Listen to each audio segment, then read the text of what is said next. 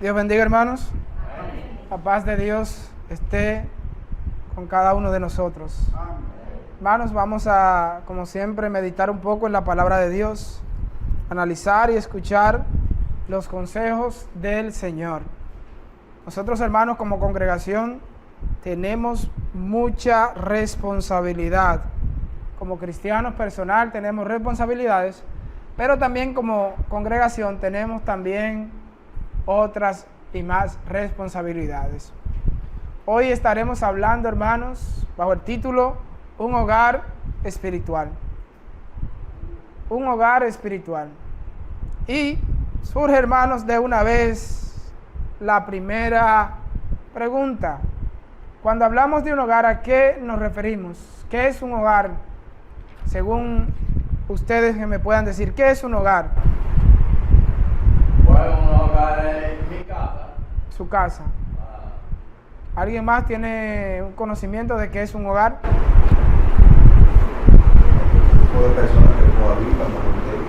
Un grupo de personas que cohabitan bajo un techo. Eso es un hogar. ¿Alguien más? Un hogar nada más. Lo espiritual, vamos a irlo desmenuzando para que entendamos de qué estamos hablando, de la parte espiritual. La hermana Rosángela. Bueno, un hogar es ¿Qué, el Rosana? conjunto de la familia, donde está el padre, la madre y los hijos. Amén. Rosagna, escúcheme, hermana, Rosagna. Ya le he cambiado el nombre 2 veces. Rosagna, un hogar es un grupo de la familia donde está la madre, el padre. la madre, el padre, los hijos, a veces los tíos, a veces todos ahí juntos, hermanos. ¿Alguien más levantó la mano? No. Entonces, hermanos, eso es un hogar. Y estaremos, hermanos, ya que conocemos que es un hogar donde habitan ese padre, esa madre, esos hermanos de nosotros, eso se convierte en un hogar. Un hogar no es una casa, porque una casa la podemos dejar, podemos mudarnos para otro lado, podemos, qué sé yo, se puede destruir, pero el hogar es ese lugar donde nosotros nos sentimos, hermanos, seguros, donde nos sentimos en paz, donde hay una armonía en ese hogar, donde conocemos a nuestro padre, conocemos a nuestros hermanos, a veces viven algunos tíos, a veces primos, y eso, hermanos, es un hogar. Y hoy estaremos hablando de ese hogar espiritual que nosotros debemos ser. Vamos a iniciar, hermanos, leyendo el libro de Juan, su capítulo 3, para que vayamos desmenuzando esta parte. Juan, en su capítulo 3, verso del 1 en adelante hasta el 6. En una conversación donde están Jesucristo y Nicodemo, dice el libro de Juan, su capítulo 3, verso del 1 al 6. Había un hombre de los fariseos que se llamaba Nicodemo, un principal entre los judíos. Este vino a Jesús de noche y le dijo: Rabí, sabemos que has venido de Dios como maestro, porque nadie puede hacer estas señales que tú haces si no está Dios con él. Respondió Jesús y le dijo: de cierto te digo, que el que no naciere de nuevo no puede ver el reino de Dios. Nicodemo le dijo: ¿cómo puede un hombre nacer siendo viejo? ¿Puede acaso entrar por segunda vez en el vientre de su madre y nacer? Respondió Jesús: de cierto te digo, que el que no naciere de agua y del Espíritu no puede entrar en el reino de Dios. Porque no puede entrar en el reino de Dios. Lo que es nacido de la carne, carne es. Y lo que es nacido del Espíritu, Espíritu es. Nicodemo, hermanos, se presenta ante Jesús y le confiesa algo, hermanos, muy importante. Sabemos que tú eres el Hijo de Dios, porque nadie puede hacer estas cosas si no viene de parte de Dios. Nicodemo, hermanos, hace esa confesión y dice: sabemos, no de él solamente, sino de otros, dando a entender de dónde procedía Jesús. Pero Jesucristo, hermanos, de una vez comienza a enseñarle y le enseña, hermanos, que hay que nacer de nuevo. Hay que nacer de nuevo. Nicodemo, hermanos, se encuentra esta afirmación un poco extraña, un poco imposible, de que una persona no puede entrar al vientre de su madre y volver a nacer. Pero Jesucristo le habla, hermanos, nacer del agua y del Espíritu. Y así, hermanos, como Nicodemo supo que Jesús vino de Dios, muchos de nosotros sabemos y muchos sabrán, hermanos, que hay que nacer de nuevo y que Jesucristo es el Hijo de Dios. Muchos de nosotros, hermanos, ha tenido esa confesión, pero muchos también de nosotros hemos nacido de nuevo. ¿Qué es eso de nacer de nuevo? ¿Qué es lo que nace, hermanos? Físicamente hablando, del vientre de la mujer, físicamente hablando, ¿de qué es lo que nace del vientre de la mujer? Un niño, hermanos. Jesucristo lo compara con eso, nacimiento. Y le habla de nacimiento como si naciera un niño, que hay que nacer de nuevo. En Hechos, en su capítulo 2, verso 36 al 38. Hechos, capítulo 2, verso de 36 al 38.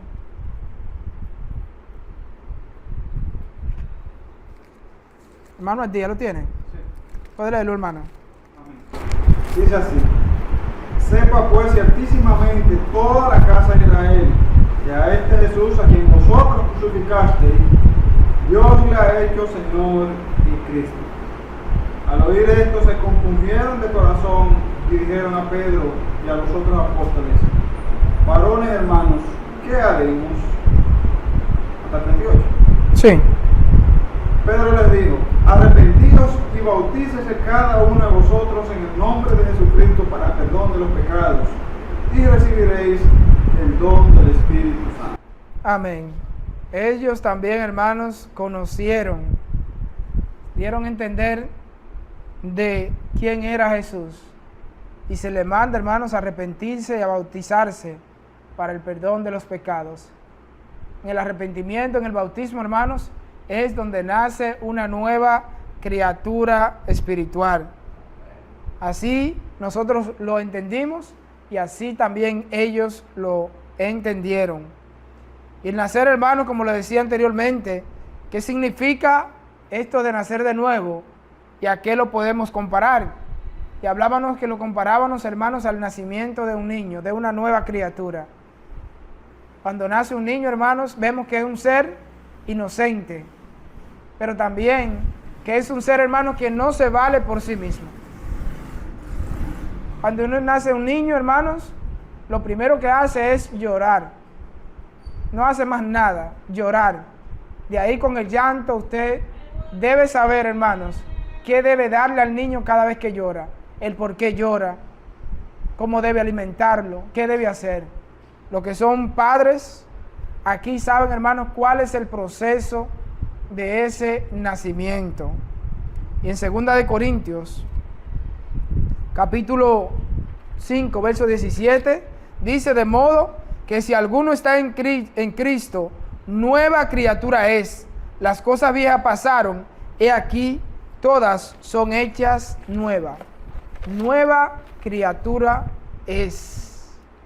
Mateo también, hermanos, en su capítulo 18, verso 3, dice y dijo: de cierto os digo, que si no os volvéis y os hacéis como niños, no entraréis en el reino de los cielos.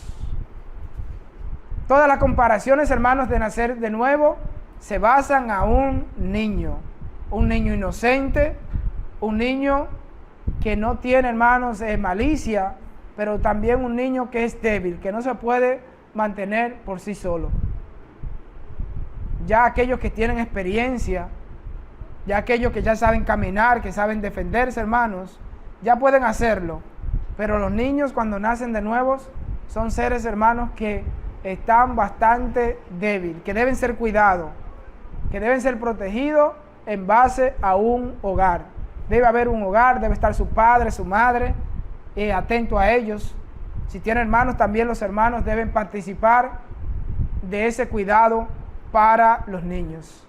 Y nosotros, hermanos, también debemos acuñar, debemos tomar estos ejemplos visuales que tenemos para también ser, para los nuevos creyentes, un hogar espiritual.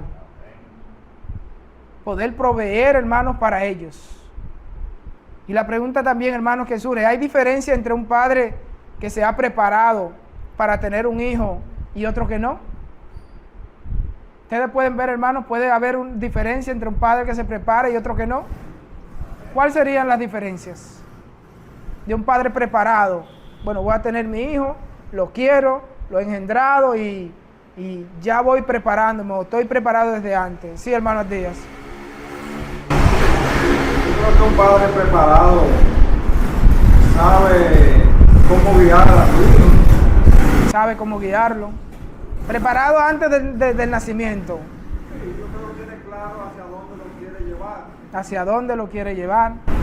Sabe qué es lo mejor para el niño. Qué es lo mejor para el niño. Busca información. Y también ante ciertas situaciones que puedan pasar, creo que podría tomar mejores decisiones. Podría tomar mejores decisiones. Y uno que no está preparado, hermanos, todo lo hace así. Ah, apareció, vamos a hacerlo. A la ligera. Hermano Santo. Sí, hay padres que muchos que quieren tener un hijo porque lo adoran, pero hay otros que no están en él, están por otra cosa, entonces no quieren. No quieren tener sus hijos. O si lo tienen, Exacto. hermano Eladio. Un padre preparado. La diferencia entre un padre preparado y uno que no. En primer lugar, padre preparado. Se prepara para recibir, como decía, alguien que no puede valerse por sí mismo. Amén. Padre y madre, padre y madre. La atención delicada de la madre. También. Pero el padre es un soporte. Uno y otro debe pensar, ante todo, que el niño va a crecer. Va a crecer. En ocasiones vemos, está bien, que se preparan el pelón, que se lavan como caliente, están las vacunas importantísimas, para que el niño físicamente crece. Amén. Pero también crecimiento espiritual. Amén. Entonces, lo que el niño vaya bien, que ese padre tiene, resulta ser que él crezca en este mundo con conocimientos de Dios. Padre preparado. Entonces, ayudarlo a crecer y a aprender las enseñanzas de Dios. Amén. Como esto, algo preparado, ¿qué puede evitar? Nada. Nada. Nada.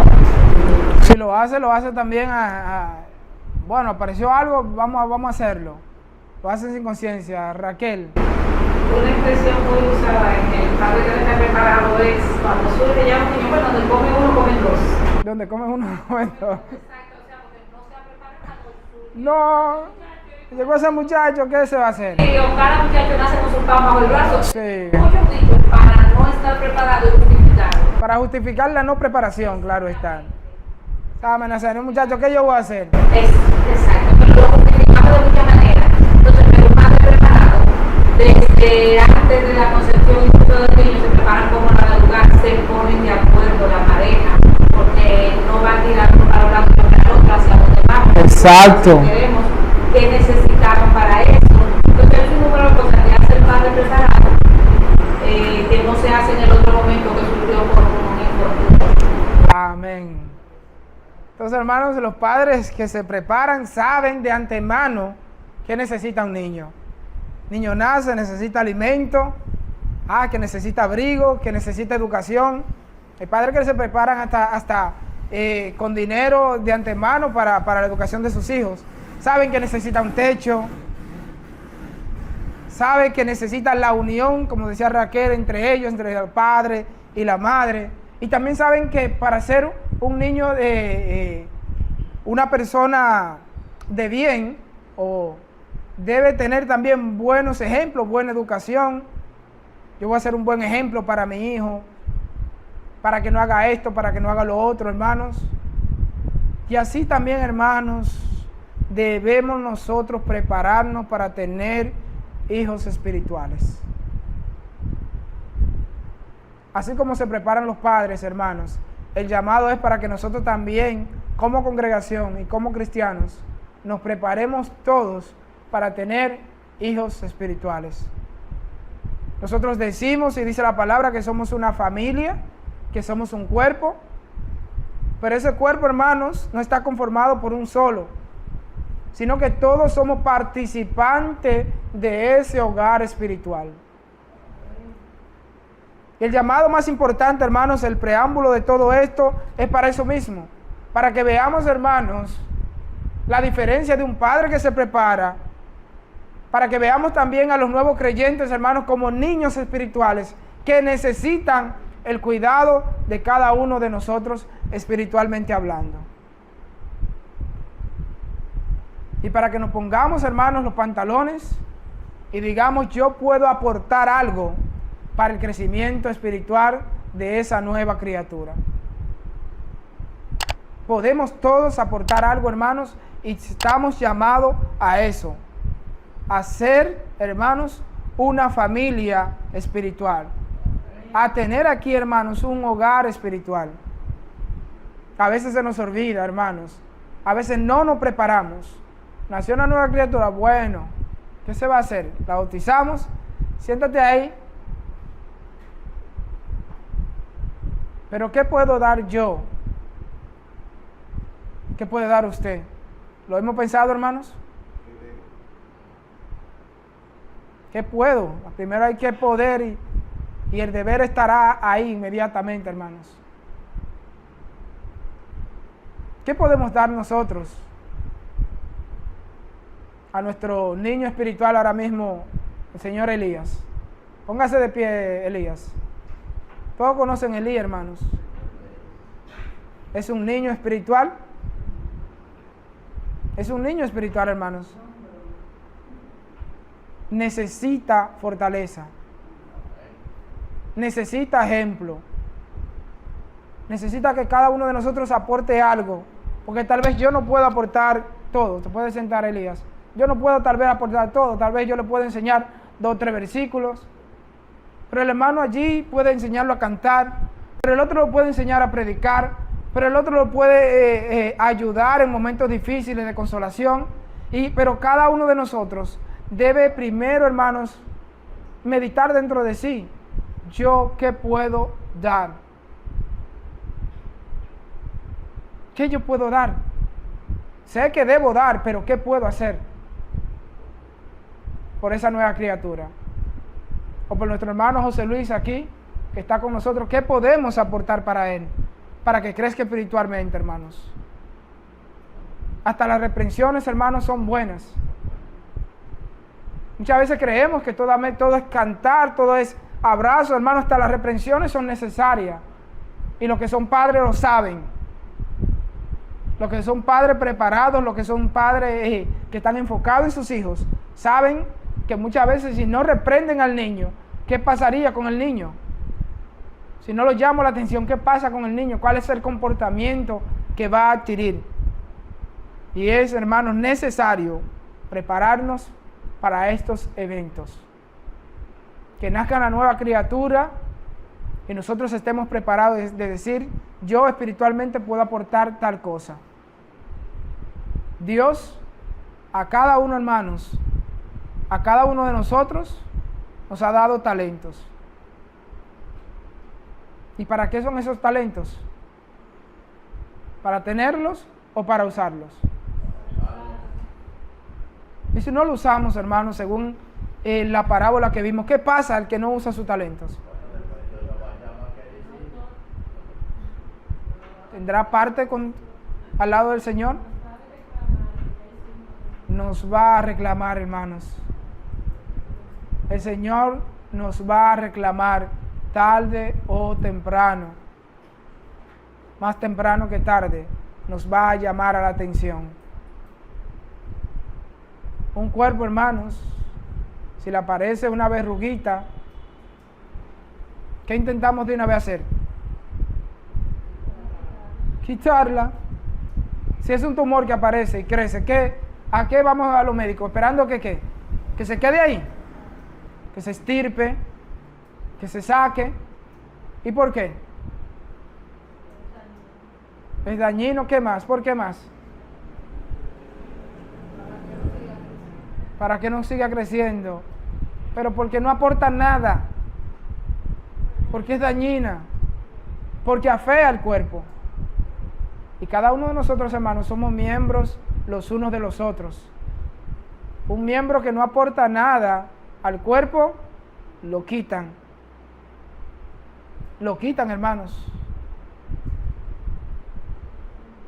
Un miembro que no está haciendo su función, ¿qué pasa? Lo quitan. Se corta, se estirpa. El hermano santo. Eso es como la cizaña del trigo, la cizaña hay que quitarla para que lo que le va a daño el trigo. Tarde o temprano la cizaña se quita Exacto. y se echa al fuego. Se quema, se parece mucho al trigo, pero no da los frutos, hermanos, que debe dar. Lucas, en su capítulo 14, versos del 28 al 30. Vamos a leer ese verso, esos capítulos, esos versos. Lucas, capítulo 14, verso del 28 al 30, hermanos Díaz. Dice así: porque ¿quién de vosotros, queriendo edificar una torre, no se sienta primero y calcula los gastos, a ver si tiene lo que necesita para acabarla? No sea que después que haya puesto el cimiento y no pueda acabarla, todos los que lo vean comiencen a hacer burla de él, diciendo: este hombre comenzó a edificar y no pudo acabar. Amén. Se hace una pregunta. ¿Quién de vosotros, queriendo edificar una torre, no se sienta primero y calcula los gastos a ver si tiene lo que necesita para acabarla? ¿Qué queremos nosotros, hermanos, en esta congregación? ¿Qué queremos? Miren los bancos, miren alrededor, ¿qué queremos? Que crezca en número. Eso de una vez nos llega a la mente, hermanos. Ahora, cuando crezca en número, ¿qué va a pasar? El lugar. Y si lo ampliamos y crece más, ¿qué pasa? Diga, hermana. Seguir ampliando. Eso es, hermano, lo que pasa. Si yo traigo 50 personas acá y las siento.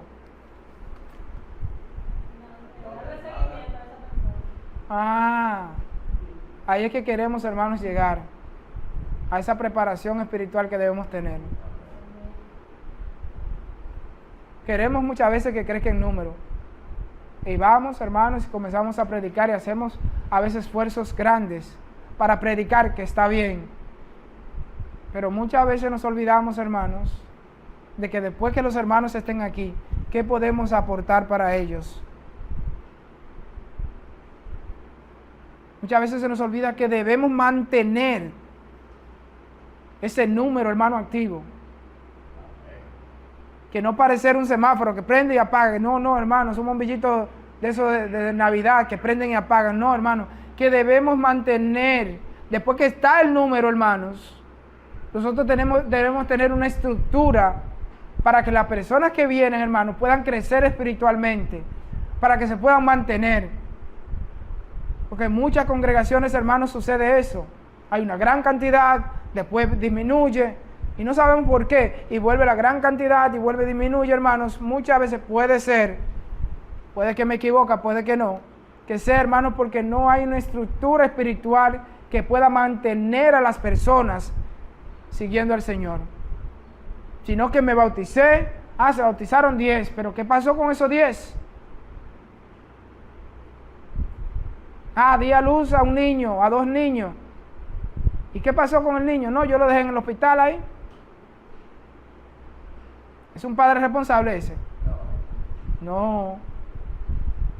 Un padre y una madre responsable se lleva a su niño. ¿Y qué pasó con el niño? No, yo lo tengo ahí y lo cuido y le doy leche hasta que crezca, hasta que aprenda a caminar y estoy con él. Y así, hermanos, espiritualmente debemos nosotros ser, prepararnos para que cuando esta congregación aumente el número, hermanos, nosotros podamos decir, bueno, yo soy el encargado o yo aporto espiritualmente tal y tal cosa. Yo doy el buen ejemplo en esta parte. Yo los enseño a cantar. Yo los enseño a orar. Yo les doy un buen consejo cuando están por ciertas dificultades porque yo las he pasado. Yo les enseño a visitar a los enfermos. Yo los llevo a visitar a aquellos presos en la cárcel. Porque queremos hacer todo eso, hermanos, pero se nos olvida que debemos prepararnos. Así como esta parábola nos habla de uno, hermanos, que quiere edificar, pero que si no se prepara, hermanos, ¿qué pasa? No termina la edificación y los otros hacen burla de ellos. Puede pasar con nosotros. Que comencemos, vamos a predicar todos y nos vayamos y prediquemos y la gente nos escucha y vengamos, y se sienten ahí y de buenas a primeras escuchen la palabra de Dios y se bautizan 10 y ya, son cristianos, ya. Debemos prepararnos, hermanos. Y hay muchos hermanos que hacen ese trabajo de predicar. Buenísimo, hermanos, y se están convirtiendo y bautizando muchas personas. Pero también es trabajo de nosotros mantener esas almas a los pies de Jesucristo. Y el llamado, hermanos, es ese. ¿Qué vamos a hacer nosotros con las criaturas que nacen de nuevo? ¿Qué estamos aportando o qué vamos a aportar de ahora en adelante? Hermano Santo. Si es igual que una matica, usted siembra ahí, la deja en la siembra y lleva y la deja ahí. ¿Qué va a hacer el pobre matica? Se case, no, usted no la está atendiendo. No le echa agua. Se va a secar. Es lo mismo. Es lo mismo, hermanos. Sembramos una mata, dice el hermano Santo, hacemos el hoyo, la pusimos, la matica sacó un repollito así, nos fuimos. ¿Qué pasa? Se seca. Pero yo sembré 200 matas. 200 matas yo he sembrado. Sí, pero ¿qué pasó con esas 200 matas? ¿Quién la cuidó? ¿Quién la regó? ¿Quién la podó? Y nosotros, hermanos, volvemos a decirlo, somos un cuerpo. Y si alguien siembra, el otro debe podar, el otro debe regar. Y cada uno hace su función. Pero ¿qué función estoy yo haciendo? El crecimiento, hermanos, espiritual de un nuevo creyente va a depender de la colaboración espiritual de todos. De todos, hermanos. Crecimiento espiritual de Elías va a depender de la colaboración de cada uno de nosotros. ¿Cómo lo vamos a hacer? Yo sabré, usted sabrá. ¿Qué usted puede aportar? Yo sé lo que yo puedo aportar. Y usted debe saber lo que puede aportar y lo que debe aportar. Todos sabemos que debemos aportar. Pero ¿qué podemos hacer? Nuestro hermano Santo, para mí ha sido un ejemplo vivo de trabajo. Cuando yo llegué a esta congregación siempre lo veía. Primero que llegaba, comenzaba a limpiar, comenzaba a hacer esto, hermanos. Me da risa que ahorita él me dice, como el pobre Miriam ahí haciendo algo ahí. Pero digo, fue usted que me enseñó, no me mire como con cosas, pues fue usted que me enseñó, no me mire con pena. Fue usted que me enseñó a estar barriendo, algo así. Él es el único que no me puede mirar con pena, hermanos. Y dirán, bueno, pero eso no es nada. Sí, hermanos, Es un aporte espiritual que ha dado. Que muchos lo podemos ver como insignificante, pero es uno de los más grandes, hermanos. Efesios, capítulo 4. Efesios, capítulo 4, verso 16.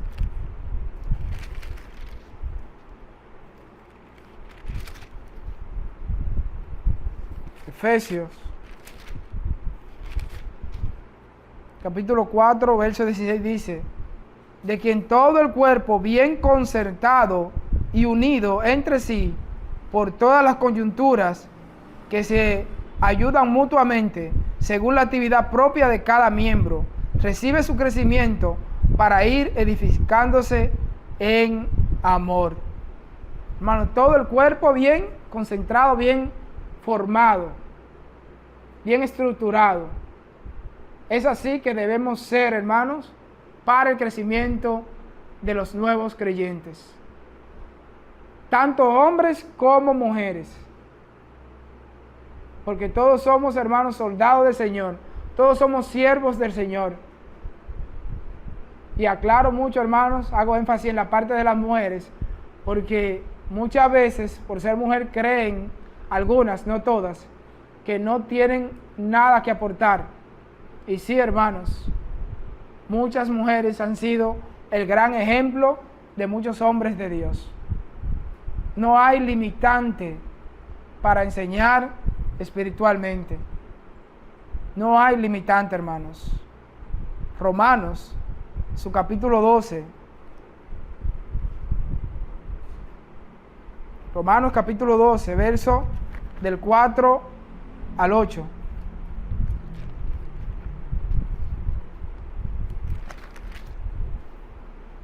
Capítulo 12, verso del 4 al 8 dice: porque de la manera que en un cuerpo tenemos muchos miembros, pero no todos los miembros tienen la misma función, así nosotros, siendo muchos, somos un cuerpo en Cristo, y todos los miembros los unos de los otros.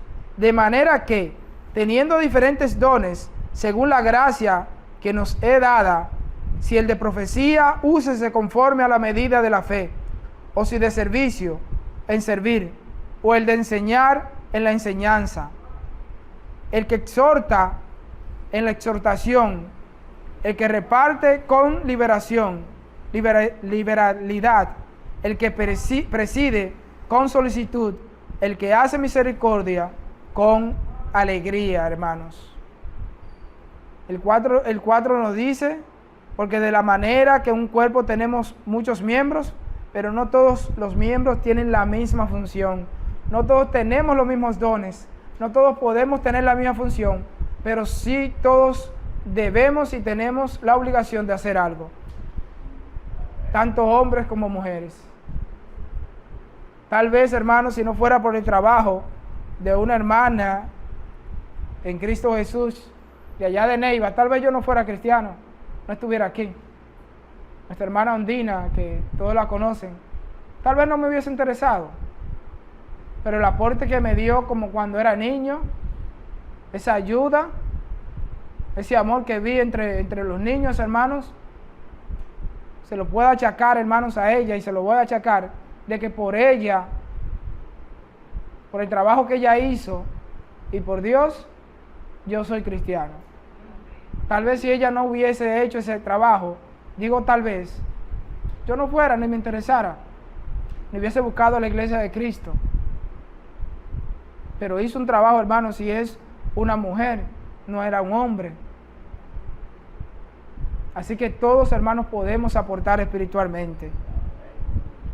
Todos podemos ser un hogar espiritual y dar el aporte que debemos dar cada uno de nosotros y que debemos dar cada uno de nosotros para el crecimiento espiritual de cada uno de los miembros. Dios les bendiga, hermanos. Amén.